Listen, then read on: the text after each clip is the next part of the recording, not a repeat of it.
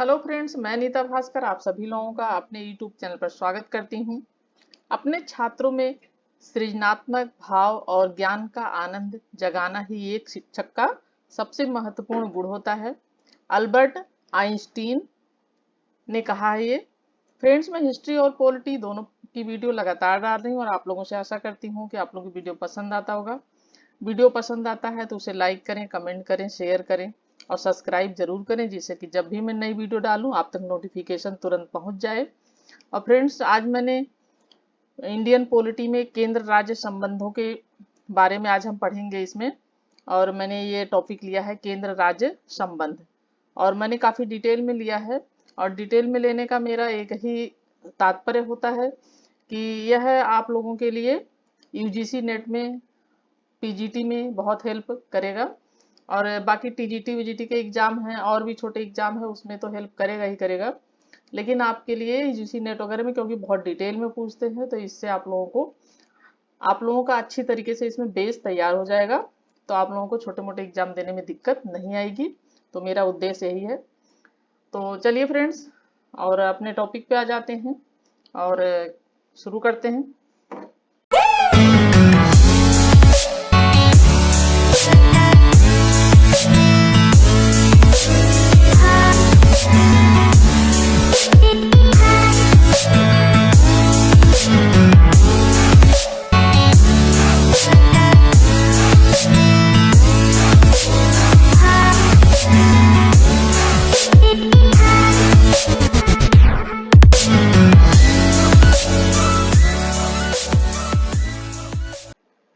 Indian polity में मैंने आज चैप्टर 14 लिया है, केंद्र राज्य संबंध, सेंटर स्टेट रिलेशन।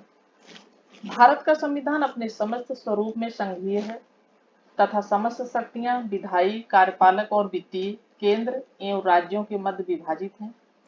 यद्यपि न्यायिक शक्तियों का बंटवारा नहीं है, संविधान में एकल न्यायिक व्यवस्था की स्थापना की गई जो केंद्रीय कानूनों की तरह ही राज्य कानूनों को लागू करती है। यद्यपि केंद्र एवं राज्य अपने अपने क्षेत्रों में प्रमुख है। तो इससे हम क्या समझ रहे हैं कि भारत का संविधान संघीय स्वरूप है, इसका संघात्मक संविधान है, संघात्मक शासन है यहाँ पे। और समस्त शक्तियां क्या है? विधायी, कार्यपालक और वित्तीय। ये केंद्र और राज्यों के मध्य विभाजित है। और जो मुख्यमंत्री होता है वो राज्य का प्रमुख होता है, और जो प्रधानमंत्री होता है वो केंद्र का प्रमुख होता है। और अपने अपने क्षेत्रों में दोनों ही अपने प्रमुख होते हैं। और तथापि संघीय तंत्र के प्रभावी कार्यान्वयन को सुनिश्चित करने के लिए इनके मध्य अधिकतम सहभागिता एवं सहकारिता आवश्यक है। तो जो भी क्रियान्वयन होता है, कार्य होते हैं, उन उनके लिए आपस में इन अधिकतम सहभागिता एवं सहकारिता इनके लिए आवश्यक होती है। आपसी संबंध अच्छे होने चाहिए, जिससे कि जब भी केंद्र सरकार कुछ काम करना चाहे तो राज्य सरकार भी उसमें साथ दे, और राज्य सरकार कुछ करना चाहे तो केंद्र सरकार साथ दे। तो ये सब चीजें हैं। संबंधों के लेकर केंद्र और राज्य दो कई मुद्दे हैं। इनके कई मुद्दे जो व्यवस्थाएं स्थापित की हैं केंद्र और राज्यों के अध्ययन तीन दृष्टिकोण से हम समझ सकते हैं। यह है पहला विधायी संबंध, प्रशासनिक संबंध एवं वित्तीय संबंध। तीन संबंध है ये। तो हम पहले देखते हैं थोड़ा सा विधायी संबंध के बारे में। विधायी संबंध में संविधान के भाग 11 में अनुच्छेद 245 से 255 तक केंद्र राज्य, जो भी मुझे इम्पोर्टेंट लगता है और अनुच्छेद पूछते हैं, ये सब चीजें पूछते हैं, तो मैंने उसे रेड कलर से हाईलाइट कर दिया है, जिससे कि आप लोग को रिवीजन करना हो जब, तो आप इसे इसे जो भी मैंने हाईलाइट किया उसे ही आप पढ़ लेंगे, तब भी आपकी अच्छी तैयारी हो जाएगी। विधायी संबंधों की चर्चा की गई है। इसके अतिरिक्त कुछ अन्य अनुच्छेद भी इस विषय से संबंधित है। किसी अन्य संघीय संविधान की तरह भारतीय संविधान में केंद्र और राज्यों के बीच उनके क्षेत्र के हिसाब से विधायी शक्तियों का बंटवारा करता है। क्षेत्र के हिसाब से विधायी शक्तियां जो है उनका बंटवारा होता है। और इसके अतिरिक्त संविधान 5 असाधारण परिस्थितियों के अंतर्गत राज्य क्षेत्र में संसदीय विधान सहित कुछ मामलों में राज्य विधानमंडल पर केंद्र के नियंत्रण की व्यवस्था भी करता है। इस तरह केंद्र राज्य संबंधों के मामलों में 4 स्थितियां होती हैं। पहली है केंद्र और राज्य विधान के सीमांत क्षेत्र जो है। दूसरा है विधायी शक्तियों का बंटवारा होता है। तीसरा है राज्य क्षेत्र में संसदीय विधान और राज्य विधान पर केंद्र का नियंत्रण। तो राज्य विधान पर केंद्र का नियंत्रण होता है। केंद्र और राज्य विधान का क्षेत्रीय विस्तार। केंद्र और राज्यों को प्रदत्त शक्तियों के संबंध में स्थानीय सीमाओं को लेकर विधायी संबंधों के निम्नलिखित तरीके से परिभाषित किया है। संसद पूरे भारत या इसके किसी भी क्षेत्र के लिए कानून बना सकती है। ये 2-3 पॉइंट है जो आपको अच्छी तरीके से याद रखना है और ध्यान रखना है इसे। संसद पूरे भारत या इसके किसी भी क्षेत्र के लिए कानून बना सकती है। राज्य विधानमंडल पूरे राज्य और राज्य के किसी भी क्षेत्र के लिए कानून बना सकता है। तो संसद जो है वो पूरे भारत के किसी भी क्षेत्र के लिए कानून बना सकती है और राज्य विधानमंडल जो है वो पूरे राज्य में किसी भी क्षेत्र के लिए कानून राज्य में बना सकता है। केवल संसद अकेले अतिरिक्त क्षेत्रीय विधान बना सकती है। इस तरह संसद का कानून भारतीय नागरिक एवं विश्व में कहीं भी संपत्ति पर लागू होता है। संविधान क्षेत्रीय न्याय क्षेत्र के मामले पर संसद पर कुछ प्रतिबंध भी लगाए हैं। तो संसद पर कुछ प्रतिबंध भी संविधान में ने लगाए हैं। राष्ट्रपति 4 केंद्र शासित क्षेत्रों में शांति उन्नति सरकार के लिए नियम बना सकता है। ये है अंडमान निकोबार द्वीप समूह, लक्षद्वीप, दादरा एवं नगर हवेली, दमन एवं दीव, 4 राज्य हैं। राज्यपाल को इस बात की शक्ति प्राप्त है कि वह संसद के किसी विधेयक को सूचीबद्ध क्षेत्रों में लागू न करे या उसमें कुछ विशेष संशोधन कर लागू करे। तो राज्यपाल को भी इस तरह की शक्ति प्राप्त है कि संसद के जो विधेयक होते हैं उसको सूचीबद्ध जो क्षेत्र है उसमें लागू न करे या अगर लागू करना है तो उसमें कुछ विशेष संशोधन करके लागू करे। थर्ड है इसमें असम का राज्यपाल संसद के किसी विधेयक को जनजाति, तो ये विशेष राज्यों को कुछ विशेष दर्जे दिए गए हैं उस तरीके का ये स्वायत्त जिलों में प्रयोग न कर कुछ विशिष्ट परिवर्तनों को साथ लागू कर सकता है। राष्ट्रपति को भी इस तरह की शक्ति जनजाति क्षेत्रों स्वायत्त जिलों में मेघालय, त्रिपुरा एवं मिजोरम के लिए प्राप्त है। दूसरा है विधायी विषयों का बंटवारा। तो इसमें संविधान ने 7वीं अनुसूची में केंद्र एवं राज्य के बीच विधायी विषय के संबंध में त्रिस्तरीय व्यवस्था की है। तो इनसे बहुत ही इंपॉर्टेंट पॉइंट है और बार बार पूछा जाता है। यह है 7वीं अनुसूची, केंद्र और राज्य संबंधों के बारे में जो व्यवस्था की गई है, जो चर्चा की गई है, वो है 7वीं अनुसूची। ठीक है, और भाग है 11। संघ सूची। सूची फर्स्ट है संघ सूची, सूची सेकंड है राज्य सूची और सूची थर्ड है समवर्ती सूची। संघ सूची से संबंधित किसी भी मामले पर कानून बनाने की जो शक्ति है वो किसको प्राप्त होती है? संसद को प्राप्त होती है। इस सूची में 100 विषय हैं, मूलतः 97 विषय थे। इसमें आप 100 विषय हैं, मूलतः मूल रूप में इसमें कितने विषय थे? 97, 97। जैसे रक्षा, इसमें कौन कौन से विषय हैं ये भी ध्यान दें आप अच्छी तरीके से। मैंने इसीलिए रेड कलर से इसे हाईलाइट किया हुआ है क्योंकि ये पूछ लेता है कि इसमें कौन कौन से विषय हैं या कौन से विषय समवर्ती सूची में है, कौन से राज्य सूची में है। कई नाम दे देगा और आपसे पूछ लेगा तो आप कंफ्यूज ना हो, ये अच्छी तरीके से आपको पढ़ना है। तो इसमें 100 विषय हैं, मूलतः 97। जैसे रक्षा, कौन कौन से ये देखें? रक्षा ये जो है संघ सूची में सम्मिलित है। बैंकिंग, विदेश मामले, मुद्रा, आणविक ऊर्जा, बीमा, संचार केंद्र, राज्य व्यापार, वाणिज्य, जनगणना, जनगणना भी है, लेखा परीक्षा आदि, ये सब जो है संघ सूची में संघ सूची के विषय हैं। ठीक है। सेकंड है राज्य विधानमंडल को सामान्य परिस्थितियों में राज्य सूची में शामिल विषयों पर कानून बनाने की शक्ति प्राप्त है। तो इसमें क्या है? इसमें 61 विषय हैं और ये मूलतः जो है 66 विषय थे इसमें पहले, अब 61 हो गए हैं, थोड़े कम कर दिए गए हैं कुछ। इसमें है सार्वजनिक व्यवस्था, ये राज्य सरकार का इस पर कानून बना सकती है। राज्य सरकार का कार्य है सार्वजनिक व्यवस्था, पुलिस, जन स्वास्थ्य एवं सफाई, कृषि, जेल, स्थानीय शासन, मत्स्य पालन, बाजार आदि, इस पे राज्य सरकार को कानून बनाने का अधिकार है, उसको शक्ति प्राप्त है। थर्ड है समवर्ती सूची। समवर्ती सूची के संबंध में संसद एवं राज्य विधानमंडल दोनों को कानून बना सकते हैं। समवर्ती सूची है जिसमें राज्य भी कानून बना सकता है और केंद्र भी बना सकता है। पिछले वीडियो में मैंने बताया था ये चीज। और इसमें क्या है कि अगर दोनों में आपसी टकराव होता है, किसी कानून को लेकर आपसी मतभेद होता है, तो इसमें मान्य वही होगा जो केंद्र सरकार चाहेगी। तो इसमें केंद्र सरकार को प्राथमिकता दी गई है। इसमें 52 विषय हैं, मूलतः 47 हैं। जैसे आपराधिक कानून, प्रक्रिया, सिविल प्रक्रिया, विवाह एवं तलाक, जनसंख्या नियंत्रण, परिवार नियोजन, बिजली, श्रम कल्याण, आर्थिक एवं सामाजिक योजना, सामाजिक योजना, दवा, अखबार, पुस्तक एवं छापा, प्रेस एवं अन्य, ये सब आते हैं समवर्ती सूची में, जिसपे राज्य भी कानून बना सकता है और केंद्र भी बना सकता है। ठीक। 42वें संविधान संशोधन अधिनियम 1976 के तहत 5 विषयों को राज्य सूची से समवर्ती सूची में शामिल किया गया है। तो राज्य सूची में जो 66 विषय थे फिर 61 हो गए हैं। तो ये 42वें संविधान संशोधन 42 1976 के तहत 5 विषयों को राज्य सूची से समवर्ती सूची में शामिल किया गया है। वह है शिक्षा, वन, नापतोल, वन्य जीवों, पक्षियों का संरक्षण, न्याय का प्रशासन, उच्चतम एवं उच्च न्यायालय के अतिरिक्त सभी न्यायालयों का गठन। ये सब चीजें हैं जो समवर्ती सूची में राज्य सूची से ये काफी सम्मिलित हुए हैं।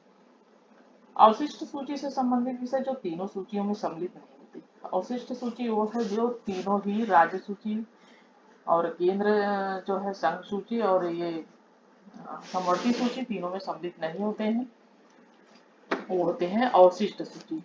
पर विधान बनाने का अधिकार इस पे किसको है? संसद को है। इस अवशिष्ट शक्ति में अवशिष्ट करों के आरोपण के संबंध में विधान बनाने की शक्ति भी शामिल है। इस तरह संविधान अनेकता में एकता की अनुमति देता है। संविधान में संघ सूची को राज्य सूची में समवर्ती सूची के ऊपर रखा गया है। तो संविधान में यह व्यवस्था है, संघ सूची को राज्य सूची समवर्ती सूची के ऊपर रखा गया है, समवर्ती सूची को राज्य सूची के ऊपर रखा गया और समवर्ती सूची जो है उसको राज्य सूची के ऊपर रखा गया है। और राज्य सूची और संघ सूची के बीच यदि टकराव होता है तो संघ सूची मान्य होगी। अभी देख लेते हैं, जब राज्यसभा एक प्रस्ताव पारित कर दे, यदि राज्यसभा घोषणा कर दे कि राष्ट्रहित में आवश्यक है कि संसद को राज्य सूची के मामले में कानून बनाना चाहिए, तब संसद इस मसले पर कानून बनाने के लिए सक्षम हो जाएगी। इस तरह के किसी प्रस्ताव को उपस्थित सदस्यों में से 2/3 का समर्थन मिलना चाहिए। कितने? जो उपस्थित सदस्य होते हैं उनका, सदस्यों को में 2/3 का समर्थन मिलना चाहिए। यह प्रस्ताव 1 वर्ष तक प्रभावी रहेगा या इसे बढ़ाया भी जा सकता है कई बार, लेकिन जब भी यह बढ़ाया जाएगा तो सिर्फ एक वर्ष के लिए अधिक नहीं बढ़ाया जा सकता, 1 वर्ष से अधिक। ठीक है। आपातकाल के दौरान राष्ट्रीय आपातकाल जब होता है उसके दौरान क्या होता है, आपातकाल प्रभावी हो जाते संसद राज्य सूची के मामलों की शक्तियां अर्जित कर लेती है। आपातकाल समाप्त होने के 6 माह बाद तक यह व्यवस्था प्रभावी रहता है। आपातकाल जब समाप्त हो जाएगा उसके 6 माह बाद भी यह व्यवस्था प्रभावी रहेगी। राज्यों के अनुरोध की अवस्था में जब राज्य अनुरोध करते हैं, जब 2 या 2 से अधिक राज्यों को विधानमंडल प्रस्ताव पारित करें कि राज्य सूची के मसले पर कानून बनाया जाए, जब राज्य अनुरोध करते हैं कि इस मसले पर कानून बनाया जाना चाहिए, तब संसद उस मामले के संबंध में कानून बना सकती है। यह कानून उन्हीं राज्यों में प्रभावी होगा जिन्होंने इसे बनाने के संबंध में प्रस्ताव पारित किया थे, लेकिन उन्हीं राज्यों में प्रभावी होगा जो राज्य इसके लिए अनुरोध करते हैं और जो इसको बनाने के संबंध में प्रस्ताव पारित करते हैं। इस तरह के कानून का संशोधन या इस पर पुनर्विचार संसद ही कर सकती है। तो इसमें संशोधन करना है या कोई दिक्कत आती है तो इस पे पुनर्विचार संसद ही कर सकती है, लेकिन संबंधित जो राज्य होते हैं इससे वो नहीं कर सकते।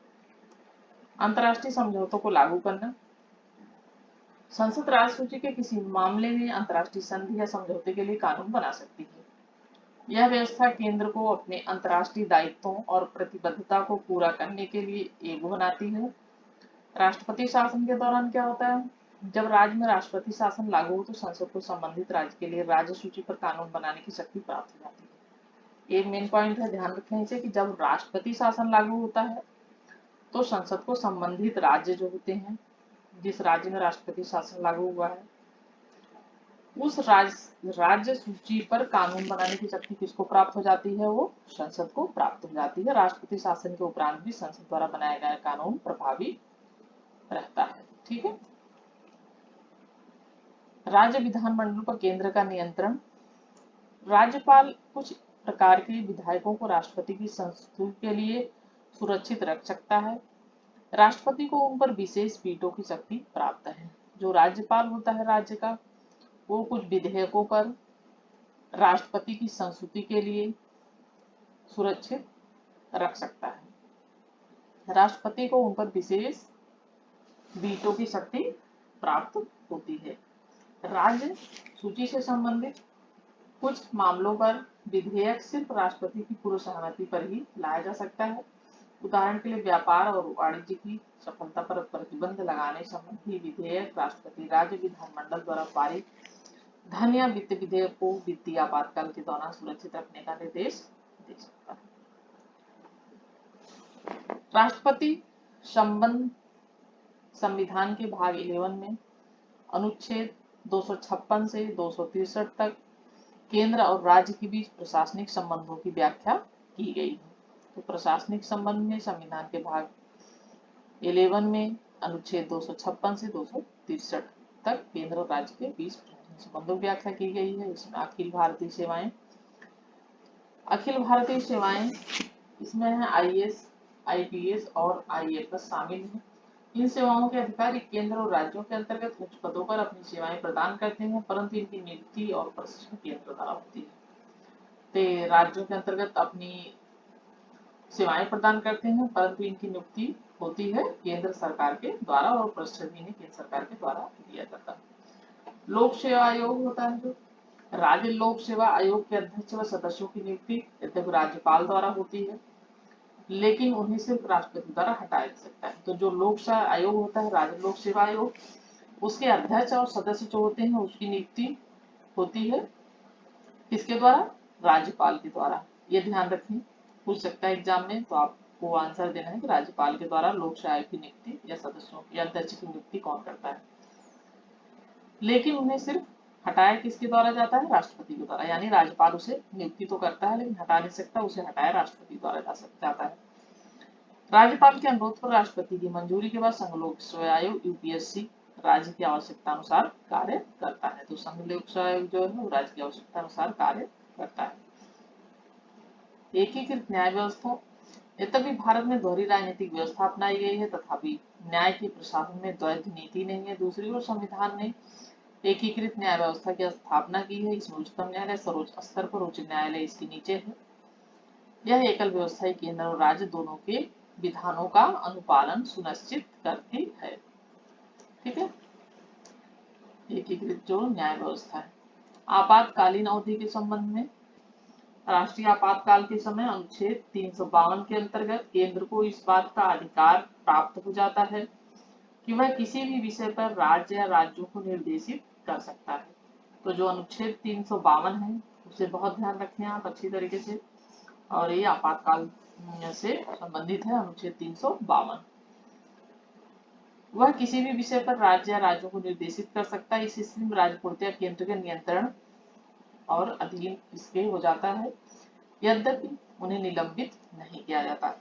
तो राज्य होते हैं जहां भी आपातकालीन व्यवस्था होती है, तो वहां पे आपातकाल स्थिति में ये राज्य जो होते हैं वो पूरी तरीके से केंद्र के नियंत्रण या अधीन हो जाते हैं। ठीक है, यद्यपि उन्हें निलंबित नहीं किया जाता है, लेकिन वो उनके अधीन आ जाते हैं आपातकालीन स्थिति में। वो कौन सा अनुच्छेद संबंध है? 352 जो है आपातकाल से। जब राज्य में राष्ट्रपति शासन अनुच्छेद 356 के अंतर्गत लागू किया जाता है तो राज्य के कार्यकारी विषय के संबंध में राष्ट्रपति स्वयं निर्देश दे सकता है। अब ये 352 आपातकाल से संबंधित है और राष्ट्रपति शासन अनुच्छेद 356 के अंतर्गत दो वो आपके अनुच्छेद है। ये अनुच्छेद 356 राष्ट्रपति शासन और ये 352 अनुच्छेद जो है वो आपातकाल के समय राष्ट्रपति स्वयं निर्देश दे सकता है राज्य के कार्यकारी विषय के संबंध में। तीसरा है वित्तीय आपातकाल, यह अनुच्छेद 360 से संबंधित। इसके अंतर्गत वित्तीय परिसंपत्तियों के अधिग्रहण होती हेतु राज्यों को निर्देशित कर सकता है तथा राष्ट्रपति राज्य में कार्यरत सरकारी कर्मचारियों एवं राज्य उच्च न्यायालय के न्यायाधीशों के वेतन में कटौती करने का आदेश दे सकते हैं। तो वित्तीय आपातकाल की स्थिति में राष्ट्रपति क्या करता है? जो राज्य में कार्यरत अधिकारी हैं, सरकारी कर्मचारी जो होते हैं और राज्य एवं उच्च न्यायालय के न्यायाधीशों के वेतन में कटौती करने का आदेश दे सकते हैं राष्ट्रपति वित्तीय आपातकालीन स्थिति में। ठीक है, अन्य उपबंध भी है इसमें। अनुच्छेद 355 केंद्र पर दो कर्तव्यों को लागू करता है, बाह्य आक्रमण एवं आंतरिक अशांति से प्रत्येक राज्य की सुरक्षा करे और यह सुनिश्चित करना कि प्रत्येक राज्य की सरकार संविधान की व्यवस्थाओं के अनुरूप कार्य कर रही है। अनुच्छेद 355 किससे संबंधित है? बाह्य आक्रमण एवं आंतरिक अशांति से प्रत्येक राज्य की रक्षा करना और यह व्यवस्था देखना कि संविधान राज्य जो है वो संविधान राज्य सरकार जो संविधान की व्यवस्था के अनुरूप कार्य कर रही है या नहीं कर रही है। राज्यों के राज्यपालों को राष्ट्रपति द्वारा नियुक्त किया जाता है। ये क्वेश्चन देखिए, ध्यान रखिए कि राज्य के राज्यपाल होते हैं उनकी नियुक्ति कौन करता है, तो उनकी नियुक्ति किसके द्वारा होती है, वो राष्ट्रपति के द्वारा होती है। राज्य के राज्यपाल जो होते हैं उनकी नियुक्ति राष्ट्रपति करता है। उसका कार्यकाल राष्ट्रपति की दया पर निर्भर होता है। उसका कार्यकाल राष्ट्रपति की दया पर निर्भर होता है, यानी राष्ट्रपति जब चाहे उसे राज्यपाल को हटा सकता है।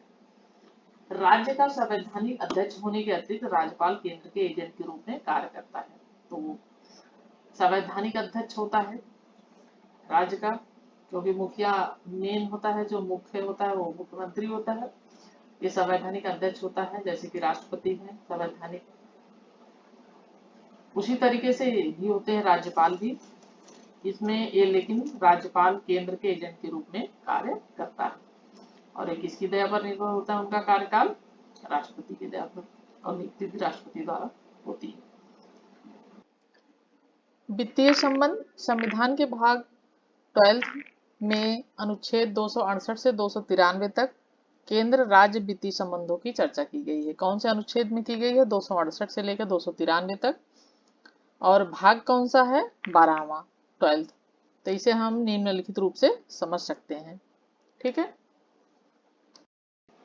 कराधान शक्तियों का आवंटन संविधान ने केंद्र और राज्यों के बीच निम्नलिखित तरीके से कर शक्तियों का आवंटन किया। संसद के पास संघ सूची जिनकी संख्या 15 है के बारे में कर निर्धारण का विशेष अधिकार है।